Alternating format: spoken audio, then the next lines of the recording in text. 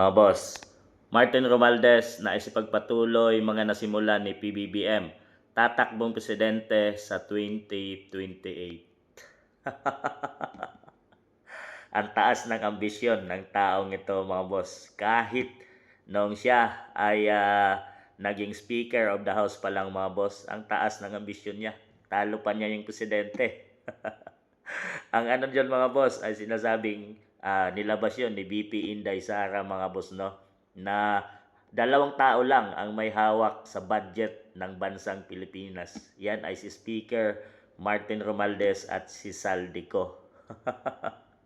Kaya naman mga boss, kahit Speaker of the House to ay umiikot siya sa iba't ibang lugar, doon sa Cebu, Davao, at nagbibigay ng mga ayuda, lalo na yung palapit nung election mga boss ng mga senators ay talagang lumalabas siya mga boss at talagang namimigay ng mga 5,000 peso mga ayuda, yang ganyan, mga bigas, at talagang pumapapil siya lagi sa ating mga AFP, mga kapulisan, at kung saan pa.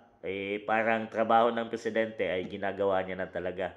Mukhang nagpa-practice na nga siya mga boss. Kaya lang, hindi natuloy ang kanyang paghahari dahil ngayon ay pinilitan siya bilang Speaker of the House dahil sa sinasabing sangkot siya sa flood control corruption at mga budget insertion mga boss.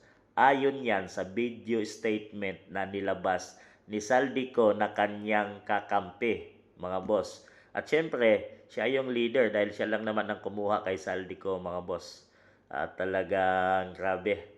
Kung di pa napapatunayan mga boss no, dahil sa ginagawang flood control corruption investigation ngayon ng Senate Blue Ribbon Committee ay hindi pa napapatunayan. Kahit doon sa ICI na tinayo ni PBBM ay hindi isinasangkot at kahit saan pa man na mga husgado dito sa ating bansang Pilipinas ay hindi sinasangkot si Speaker Martin Romualdez at laging acquitted at walang kasalanan dito sa mga corruption nangyayari sa ating bansa ngayon na millions, billions, trillions ang pera ng taong bayan mga boss na inilagay sa flood control project mga boss at sinasabing yun ay ginamit para gibain ang mga Duterte at lalo na si BP Inday Sara Duterte at ang pagpapadala kay FPRRD sa ICC dahig mga boss. So marami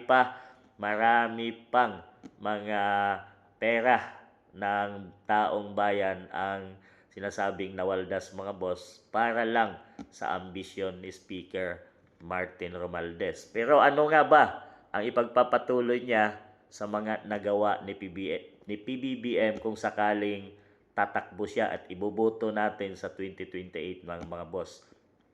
3 years lang nakaupo si PBBM ngayon at ating tingnan kung ano ba ang kanyang nagawa. Ang nagawa ni PBBM mga boss ay ang flood control corruption ngayon na billions at mga budget insertion mga boss. Wala siyang nagawa pa in 3 years na mga proyekto, na mga build projects. At kahit nga yung kanyang pangakong 20 pesos na bigas ay hindi pa niya nagagawa ngayon. Pagtaas ng mga bilihin, pagtaas ng dollar mga boss, piso laban sa dollar at marami kahirapan, walang trabaho sa ating bansang Pilipinas. Yan ay ang nagawa ni PBBM na sinasabing ipagpapatuloy ni Speaker Martin Romualdez kung siya ay mananalo sa 2028 bilang presidente ng ating bansang Pilipinas. Mga boss, kung siya ay tatakbo sa 2028 at magiging kalaban ni BP Inday Sara, iboboto nyo ba? Dahil ipagpapatuloy lang daw niya ang sinasabing nasimulan ni PBBM at ipagpapatuloy niya ito hanggang sa 2028 kung siya ay manalo bilang presidente ng Pilipinas. Iboboto nyo ba siya mga boss?